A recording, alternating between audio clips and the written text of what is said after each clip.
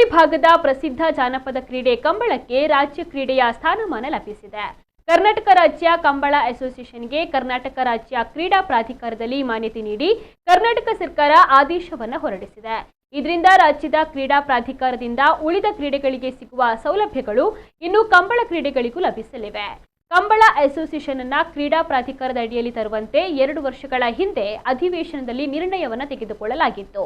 ಇದೀಗ ಮುಖ್ಯಮಂತ್ರಿ ಸಿದ್ದರಾಮಯ್ಯ ಅವರ ಅಧ್ಯಕ್ಷತೆಯಲ್ಲಿ ನಡೆದ ಸಭೆಯಲ್ಲಿ ಈ ಕುರಿತಂತೆ ನಿರ್ಣಯವನ್ನ ಕೈಗೊಂಡು ಕಂಬಳಕ್ಕೆ ರಾಜ್ಯ ಸರ್ಕಾರ ಅಧಿಕೃತವಾಗಿ ಮಾನ್ಯತೆಯನ್ನು ನೀಡಿದೆ. ರಾಜ್ಯ ಕಂಬಳ ಅಸೋಸಿಯೇಷನ್ನ ಪ್ರಥಮ ಅಧ್ಯಕ್ಷರನ್ನಾಗಿ ಡಾಕ್ಟರ್ ದೇವಿ ಪ್ರಸಾದ್ ಶೆಟ್ಟಿ ಬೆಳಪು ಅವರನ್ನ ನೇಮಕ ಮಾಡಲಾಗಿದ್ದು, ಉಳಿದಂತೆ 17 ಮಂದಿ ಸಮಿತಿ ಸದಸ್ಯರು ಮತ್ತು 3 ವಿಶೇಷ ಗೌರವ ಸಲಹೆಗಾರರನ್ನ ನೇಮಕ ಮಾಡಲಾಗಿದೆ. ಗೌರವ ಸಲಹೆಗಾರರಾಗಿ ಡಾಕ್ಟರ್ ಜೀವಂಧರ ಬಲ್ಲಾಳ್, ಜೀವನ್ ದಾಸ್ ಅಡ್ಯಂತಾಯ ಮತ್ತು ಕೆ ಗುಣಪಾಲ ಕಡಂಬ ಅವರು ನೇಮಕಗೊಂಡಿದ್ದಾರೆ.